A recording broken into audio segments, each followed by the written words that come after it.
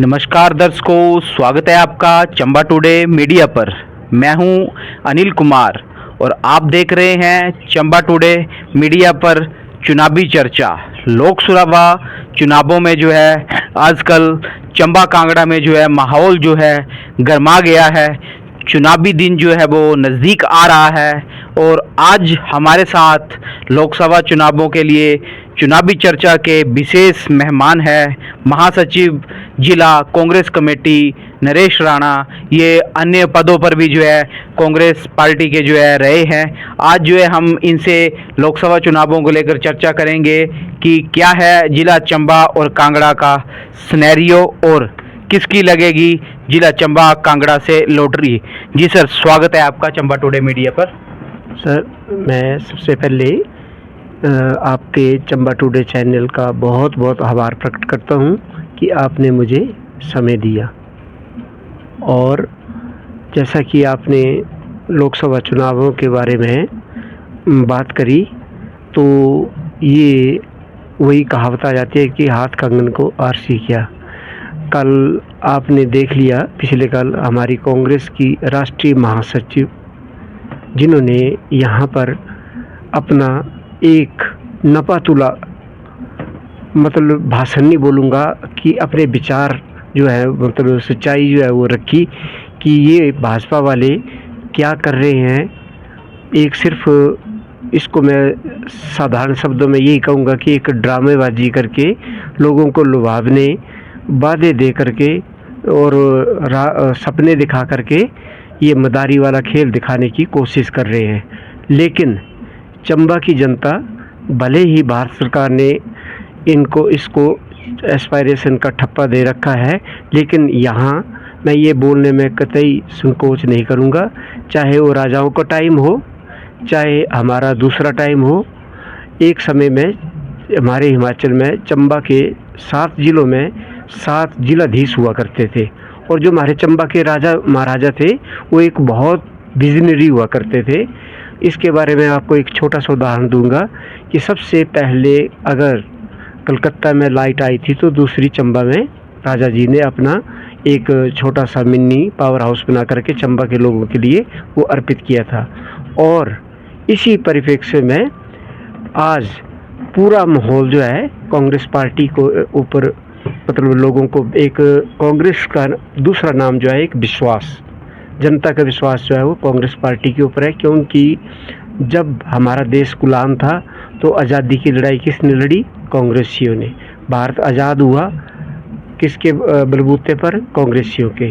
तो मैं आपके चैनल के माध्यम से यही बताना चाहूँगा कि वैसे तो लोगों को बताने की कोई ज़रूरत नहीं, सारा रिस्पांस बिल्कुल खुलेआम आ रहा है और एक अपने आप ईमानदारी से माहौल जो है वो कांग्रेस पार्टी के ऊपर बन चुका है, विश्वास बन चुका है।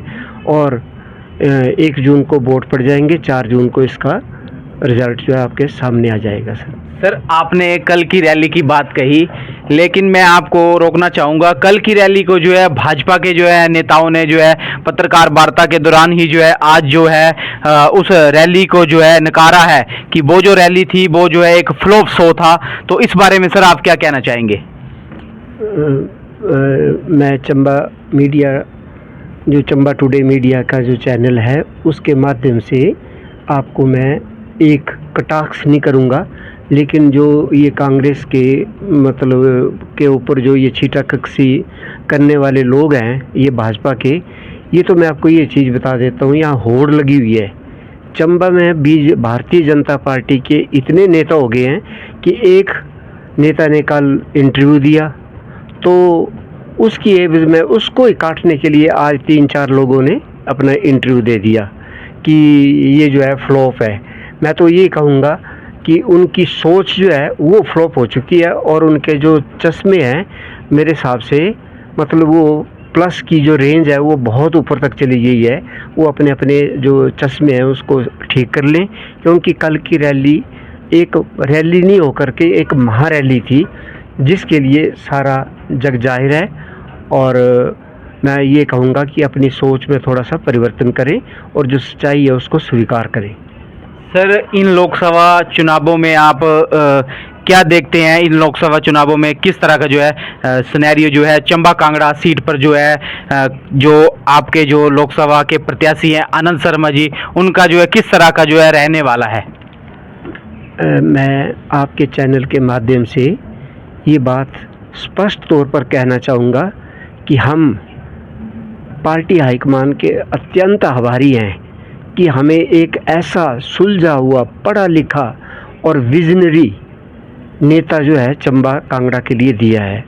आपने देखा होगा कि पिछले 15 सालों में हमारे को राजेंद्र सुशांत जी दिए, उन्होंने कुछ नहीं किया। शांता कुमार जी थे, हर बार सिकरीधार जी का सपना दे करके चले जाते थे। और किशन कपूर जी, जिनको मतलब मेरे हिसाब से भारतवर्ष में रिकॉर्ड बना था, इतने मतों से जिताया। और शायद सुनने में आता है कि उनकी कहीं ब्रह्मोर साइड ससुराल भी है। चंबा वाले लोग कुछ एक उसको दामाद मानते थे, लेकिन उसने 5 सालों में उन्होंने शक्ल भी नहीं दिखाई अपनी, काम तो और विकास तो दूर की बात। तो ये 15 सालों में जो हमारे ये बीजेपी के जो सांसद रहे, उन्होंने कुछ नहीं किया। और जो आनंद शर्मा जी हैं, ये बहुत महत्वपूर्ण इनके पास पोर्टफोलियो रहे हैं। चाहे वो विदेश मंत्री हो, तो पता नहीं कितनी कंट्रियों के साथ इनके समझौते जो एक भारत सरकार के उसके ऊपर दर्ज हैं। वाणिज्य मंत्रालय, उसमें पता नहीं कितने देशों के साथ इनकी संधियां जो है वो सामने हैं व्यापार की। और कपड़ा मंत्रालय, और मैं आपको ये स्पष्ट शब्दों में कहना चाहूँगा, जब ये भारत सरकार में मंत्री थे और 128 देशों का इन्होंने भ्रमण किया। भ्रमण मतलब ये सैर सपाटे के लिए नहीं गए, लेकिन भारतवर्ष की जो समस्याएं थी और जो भारतवर्ष के जो महत्वपूर्ण कार्य थे उसको निपटाने के लिए ये आते जाते रहे। और हमारे हिमाचल के लिए मैं आपको ये बात स्पष्ट तौर पर कहना चाहूँगा कि हमारे यहाँ पर हमारे हिमाचल के परम श्रद्धेय राजा वीरभद्र जी थे, और ऊपर ये आनंद शर्मा जी थे। IIT मंडी इनकी देन है। और कांगड़ा में जो फैक्शन टेक्नोलॉजी का इंस्टीट्यूट है वो आनंद शर्मा जी की देन है। कंदरोड़ी में कांगड़ा की इंदौरा में जो इंडस्ट्रियल पार्क बने हैं वो इनकी देन है। हरौली में ऊना की उस पर जो इंडस्ट्री पार्क बने हैं वो इनकी देन है। और आने वाले समय आप ये देख सकते हैं, हम देखो ये मैं एक चीज़ और चीज़ जोड़ना चाहूँगा इसमें कि इतने सालों तक 15 साल इनका सांसद रहा तो इनको कोई टनल का सपना नहीं आया। जब कांग्रेस के हमारे विजनरी एक बहुत सुलझे हुए हमारे नीरज नईजी ने विधानसभा में ये मसला उठाया कि भाई ये काम होना चाहिए, और आदरणीय कुलदीप पठानिया जी ने इसका समर्थन किया। और इन दोनों ने इतने पुरजोर तरीके से उठाया, और हम धन्यवादी हैं हमारे माननीय मुख्यमंत्री सुखविंदर सुक्खू जी, जो एक साधारण परिवार से आते हैं, लेकिन उनकी सोच जो है एक असाधारण है। उन्होंने आते ही 5 करोड़ रुपये जो है वो DPR के लिए दे दिया हुआ है। अब आप प्रसाद के बाद देख सकते हैं कि ये एक समझौता होकर के किसी कंपनी के माध्यम से ये चीज़ जो है काम शुरू हो जाएगा। और माननीय आनंद शर्मा जी ने ये बात देखो, वो जब भी कहीं मुझे 7-8 दिन उनके साथ रहने का मौका मिला, वो क्या करते हैं कि ये बोलते हैं कि भाई मैंने पीछे क्या किया, और आगे का विज़न रखते हैं। कि नेता वही होता है जो अपना विज़न रखता है कि मैंने ये करना है। वो ऐसा नहीं है कि मोदी की तरह बोल देगा 15 लाख रुपए आपके खाते में आ जाएंगे, अब ये होगा। और ये बोलता था कि भाई किसी को टैक्स नहीं देना पड़ेगा, इनकम टैक्स। आज बेचारे एक मजदूर है, उसको भी अपना वो करना पड़ता है। इन्होंने क्या किया, मैं सर आपके चैनल के माध्यम से बताना चाहूँगा कि एक हीरा कौन खरीदता है? एक बहुत ही अमीर आदमी जो वो हीरा खरीदता है। लेकिन भाजपा के जो लोग हैं वो कह रहे हैं कि आपके जो कैंडिडेट हैं, कांग्रेस को जो है वो कोई भी कैंडिडेट नहीं मिला चंबा कांगड़ा संसदीय सीट से, इसलिए जो है उन्होंने जो है दिल्ली से जो है आनंद शर्मा जी को उतारा है। इस बारे में सर क्या कहना चाहेंगे आप? कौन कहता है कि आनंद शर्मा जी दिल्ली से उतारे हैं?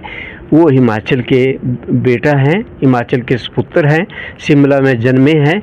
मैं आपसे आपसे ही क्वेश्चन करना चाहूँगा कि मोदी जी कहाँ के जन्मे हैं? गुजरात के। कहाँ लड़ रहे हैं? बनारस में। स्मृति ईरानी कहाँ की जन्मी है? कहाँ से लड़ रही है? इस और जो हमारा भारत का संविधान है, ये दूसरे पार्लियामेंट्री इलेक्शन में कोई भी कहीं से लड़ सकता है, इसमें कोई वो नहीं है। और अनंत शर्मा जी के लिए चंबा कोई नई बात नहीं है। अनंत शर्मा जी कोई सैकड़ों बार चंबा का भ्रमण कर चुके हैं, क्योंकि जब वो यूथ के हिमाचल के अध्यक्ष हुआ करते थे, भारतीय राष्ट्रीय कांग्रेस के भी वो युवा के अध्यक्ष रह चुके हैं। तो चंबा में सैकड़ों बार उनका आना जाना रहता था। सर, और वो एक बिजनेस। भाजपा के नेता कह रहे हैं कि आनंद शर्मा की जो है वो जमानत जो है वो जब्त होगी, तो इस जमानत जब्त के बारे में आप क्या कहना चाहेंगे? मैं आपके चैनल के माध्यम से ये आपको अवगत कराना चाहता हूँ कि देखो 1 जून आ रहा है, लोग आपको जमानत, मैं बोलता हूँ कि इनको अपने मतलब जो शब्द जो है ना, उसके लिए मैं बोलता हूँ कि ये आपके चैनल में आकर के माफ़ी मांगनी चाहिए कि जमानत कैसे जब्त होती है। एक हम रिकॉर्ड मतों से जीतने जा रहे हैं और एक चंबा में बहुत ही अच्छा माहौल जो है इनके ऊपर, इनके विश्वास के ऊपर बन चुका है। सर, आपको क्या लगता है कि आनंद शर्मा जो है चंबा कांगड़ा संसदीय क्षेत्र से जो है वो अगर जीतते हैं तो जिला चंबा का जो पिछड़ेपन का जो सर दाग जो है जिला चंबा को लगा है, वो जो है सर दूर हो पाएगा? मैं आपके चैनल के माध्यम से शॉर्ट में ये बताना चाहूँगा, अनंत शर्मा जी का ये सबसे बड़ा हुआ है कि मैं 4 टनलों का निर्माण कराऊंगा, चंबा की बेरोजगारी के लिए कोई इंडस्ट्री लाऊंगा, IIT लाऊंगा, और सबसे बड़ी जो बेरोजगारी की समस्या है उसके लिए कुछ ना कुछ बच्चों के लिए मैं करूँगा। और ये वो जो बोलते हैं वो पत्थर की लकीर होती है, वो नॉन कंट्रोवर्शियल है। उनकी जो स्पीच होती है, उनका जो भाषण होता है वो नफतुल्ला होता है, उसमें किसी का ना कोई कटाक्ष होता है। वो बोलते हैं पीछे मैंने क्या किया और आगे क्या करना है। वो बोल गई कि मैंने एक IIT खोलनी है, एक बच्चों के लिए रोज़गार के लिए कुछ ना कुछ बड़ी इंडस्ट्रियल लानी है, और इको टूरिज़्म के ऊपर उन्होंने ध्यान देना है, क्योंकि चंबा में अपार संभावना है। लेकिन देखो, भारत सरकार ने, मोदी सरकार ने ये तो कर दिया, एस्पायरेशन का ठप्पा तो लगा दिया, लेकिन एस्पायरेशन के नाम के ऊपर 1 रुपया भी जो नहीं दिया। अभी आपदा आई, हमारे असाधारण एक नेक दिल इंसान माननीय सुखविंदर सिंह सुक्खू जी ने अपने सारे सोर्सेज लगा करके 4500 करोड़ रुपए का एक बजट प्रावधान किया, और जो 1 लाख रुपए रात राशि घर जाने पर मिलती थी उसको सीधे 7 लाख रुपए कर दिया। और ये कितनी बड़ी बात है कि 1 लाख रुपए में से क्या घर बनना था, 7 लाख से कम वो अपने रहने लायक कुछ ना कुछ बना तो सकता है।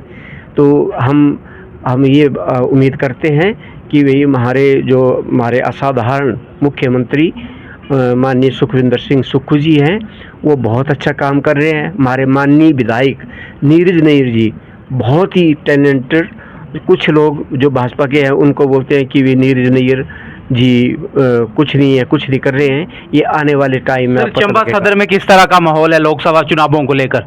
चंबा सदर में हम बहुत अच्छे मार्जिन से ये सीट को उनको जो है लीड दिला रहे हैं।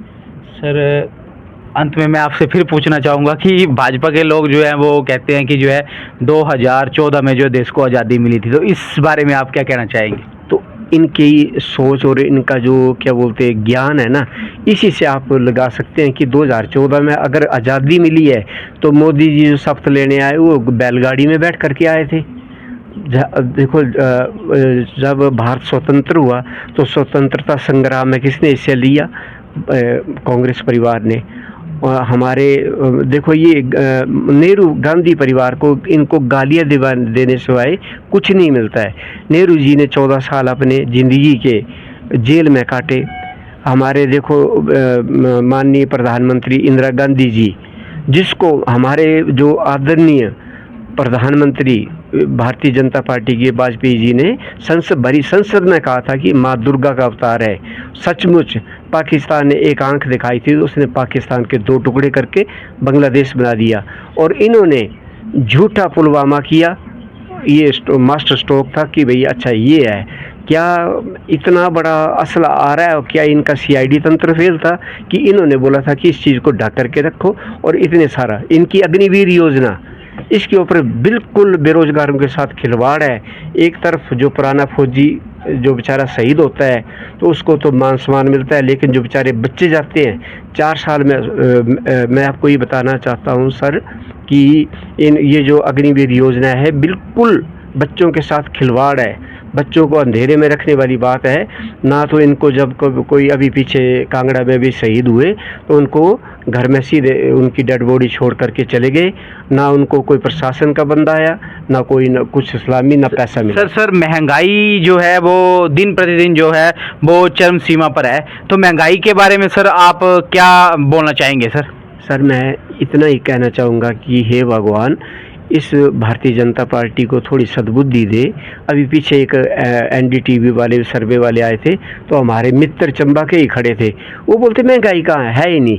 देखो जब 395 रुपये सिलेंडर था, 30 रुपये बढ़ा था, स्मृति ईरानी ने महाराणे आदरणीय मनमोहन सिंह जी को चूड़ियाँ भेजी थी, आज 1200 रुपये तक सिलेंडर पहुंच गया। कहाँ सोई है वो स्मृति ईरानी? जो क्या बोलते, एक गैस का सिलेंडर 395 से 1200 रुपये पहुँच गया। आप उसका तेल की बोतल जो 100 रुपये मिलती थी वो 200 रुपये पहुँच गई, दालें सारी 200 रुपये पहुँच गई। एक गरीब का जो जीना है वो मुश्किल। और सबसे बड़ी बात है जो खाने का, फूड का जो खाने का जो अधिकार है ये कांग्रेस पार्टी लाई थी। Right to information Congress party लाई थी। देश का भला कर सकती है, गरीबों का भला कर सकती है तो कांग्रेस पार्टी कर सकती है। और किसानों के साथ जो इतने अत्याचार किए, इतने किले गाड़ दी, 700 किसानों की हत्या की गई। मैं तो बोलता हूँ कि इनके मोदी के ऊपर और अमित शाह के ऊपर मुकदमा दर्ज होना चाहिए। और आपने उनका संजय जी का भाषण सुना होगा कि मोदी जी और अमित शाह जी, आप जो एक नेक दिल इंसान को जो है आप जेल में सीधे उठा करके, अभी देखा आपने केजरीवाल जी को जेल में डाल दिया और बोला कि 100 करोड़ रुपए खा गया। उसके बेचारे के मतलब घर बार तलाशी कर लिए, वो खा थोड़ी गया। कहाँ है? अगर पैसा 100 करोड़ रुपये उसने खाया तो वो निकलना चाहिए था। कहाँ है पैसा? सोर्स तो उनके पास मिल नहीं रहा है। सिर्फ ये है कि वो ताकत से ये लड़ रहे हैं धनबल से, हम लड़ेंगे जनबल से। सर लास्ट में मैं आपसे पूछना चाहूँगा कि भाजपा का जो 400 पार का नारा है उस नारे को किस नज़रिए से आप देखते हैं? सर ये इनके सपना है। देखिए जैसे पहले 2014 में जब मोदी जी आए थे तो उन्होंने कहा था कि भाई मैं ये करूँगा, मैं वो करूँगा, आपको 15-15 लाख रुपए आपके खाते में आएंगे, आपको किसी को इनकम टैक्स नहीं देना पड़ेगा। तो वो सारी चीज़ें अब आपके सामने है। एक हीरा खरीदने के लिए बंदा जाता है, जो सबसे रिचेस्ट आदमी होता है वही हीरा, मेरे जैसे आदमी तो एक चांदी की अंगूठी भी नहीं खरीद सकते, तो उसको 3% जीएसटी है। लेकिन एक गरीब का बच्चा किताब पेंसिल लेता है या दही खरीदता है तो उसको 18% जीएसटी। ये कहाँ का भेदभाव है? इतना महंगाई। और कांग्रेस सरकार आती है, देखो जब हमारी कांग्रेस की सरकार थी तो आई थी तो 2 ट्रिलियन हमारी जीडीपी थी और उसको 4 ट्रिलियन तक लेके मनमोहन सिंह की सरकार गई थी और हमने 4 गुना करी थी ये जीडीपी। और लेकिन इनसे डबल भी नहीं हो पाई है। ये सिर्फ झूठे आंकड़े दिखाते हैं। जो रिपोर्ट है गवर्नमेंट ऑफ इंडिया की तो उसमें ये चीज़ है। इन्होंने सर क्या किया, वर्ल्ड बैंक का एक पैसा होता है जो उसके लिए रखा होता है इमरजेंसी के लिए, उसको जो वर्ल्ड बैंक के चेयरमैन के उनके ऊपर दबाव डाला कि इस पैसे को दो, इस पैसे को दो। उन्होंने नहीं निकाला तो उससे रिजाइन ले लिया और जो अपना एक बंदा चहेता बैठाया उसने जो है वो पैसा निकाल करके दे दिया। आज देश की ये हालत है। 30,000 रुपये सोना था। एक गरीब के बच्चे ने, गरीब का बच्चा अगर एक मतलब छोटी सी सोने की चीज़ लेनी हो तो सीधे 71,000 तक सोने का रेट जो है पहुँच चुका है। कहाँ जा रहा है बाहर? तो मैं बोलता हूँ मतदाता उससे अपील करता हूँ कि वोट डालने से पहले सोच करके वोट डालना कि कौन सी पार्टी आपका भला किसी ने किया है और आगे कर सकती है। इस आत्मविश्वास के साथ आपने वोट डालना, क्योंकि वोट का एक बहुत अमूल्य वो है चीज़ है और एक वोट आपका सब कुछ कर सकता है। आपके वोट की बहुत बड़ी कीमत है, इसका सही सदुपयोग करना। तो ये थे हमारे साथ आज की चुनावी चर्चा में जिला महासचिव नरेश राणा जी। इन्होंने जो है एक वोट का जो है सही मतलब जो है लोगों को जो है बताया है और इन्होंने जो है कुछ खट्टी मीठी बातें भी जो है कही हैं। तो धन्यवाद। हम कल फिर आपके साथ इसी चर्चा में शामिल होंगे।